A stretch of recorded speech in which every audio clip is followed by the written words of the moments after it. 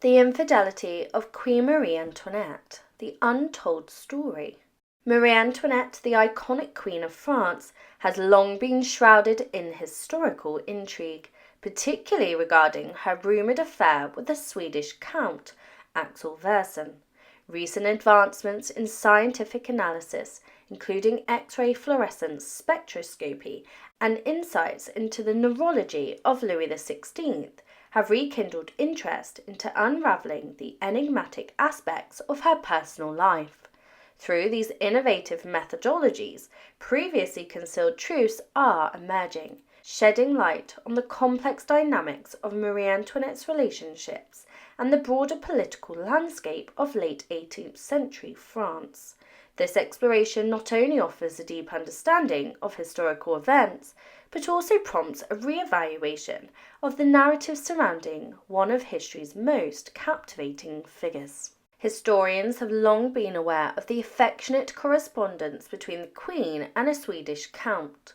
However, recent advancements in X-ray fluorescence spectroscopy have unveiled previously censored expressions of their concealed love. In a recent investigation utilizing X-ray fluorescence spectroscopy, researchers unearthed concealed phrases within 8 letters exchanged between Marie Antoinette and the Swedish Count Axel Fersen, who is rumoured to have been her paramour. Further scrutiny uncovered that Count Fersen himself had redacted the correspondence. The altered words, including beloved, adore, and madly, have ignited debate. Do these recovered phrases serve as an additional proof of an affair, or do they not? The answer is unequivocally affirmative. To clarify, no queen, including Marie Antoinette, would lightly employ terms such as beloved towards a man other than her husband. Engaging in adultery can lead to severe punishment and even execution. It's a significant risk to take if not genuinely meant.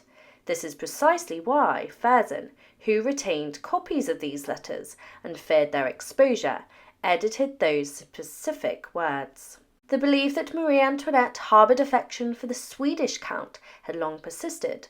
As early as 1779, her attraction to Fersen was so palpable that the Swedish ambassador remarked on the Queen's inability to conceal her sentiments in public. The ambassador was relieved when Fersen departed to participate in the American Revolution, averting potential scandal.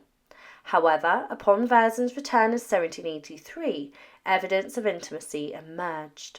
Documentation includes clandestine correspondence and Fersen's diary entries, where he professed love for someone referred to as L, his pseudonym for the Queen, lamenting their inability to marry due to her existing marriage. Most significantly, revelations from the head of the Royal Guard at Versailles indicated that during Fersen's visit to town, he frequently stayed for extended periods at Marie Antoinette's private retreat, with the king's awareness of the affair, although the Queen managed to avoid him.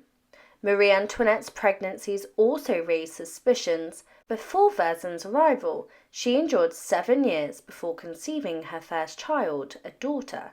Subsequently, almost 3 years elapsed before the birth of her next child, a son, coinciding with Fersen's absence during the American Revolution.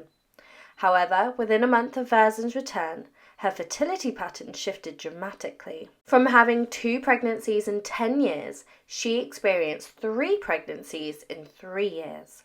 The first ended in miscarriage, while the subsequent 2 resulted in the birth of a son and a daughter, the latter of whom died in infancy.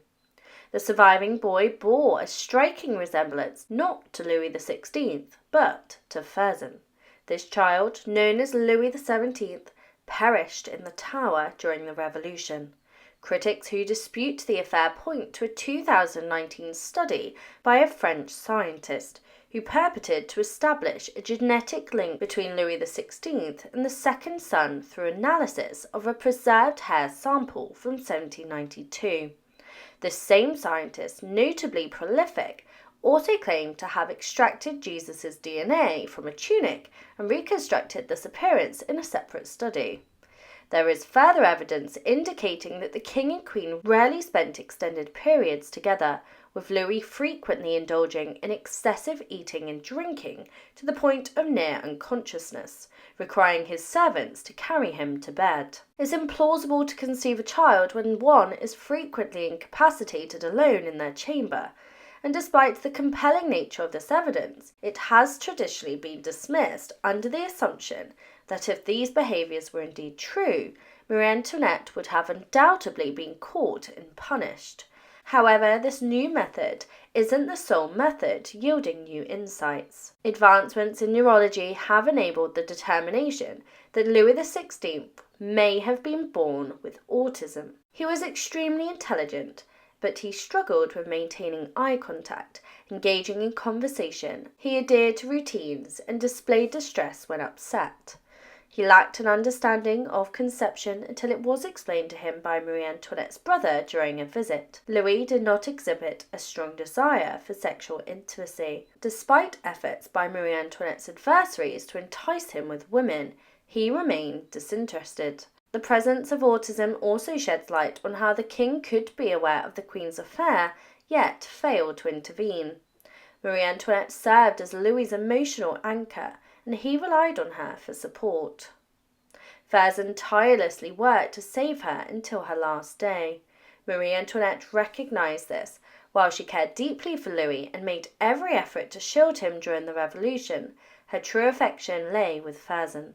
Although Fersen had other romantic interests, it was only because he couldn't have Marie, as indicated in his diary. Fersen tirelessly laboured to protect her until her final moments. When they exchanged terms like beloved and adored, their sentiments were genuine. The censored letters penned between 1791 and 1792, as Marie Antoinette languished as a captive in Paris, serve as an additional confirmation of an affair that warrants recognition in historical records. In conclusion, the revelations brought forth by modern scientific techniques provide compelling evidence supporting the existence of Marie Antoinette's affair with Axel Fersen.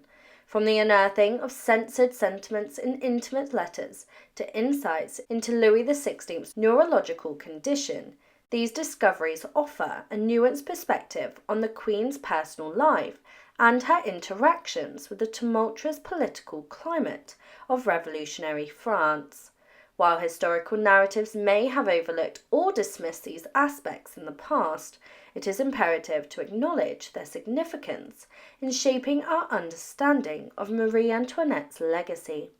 Through the convergence of science and history, we continue to peel back the layers of intrigue surrounding this iconic figure, enriching our appreciation of her complexities as both a queen and a woman.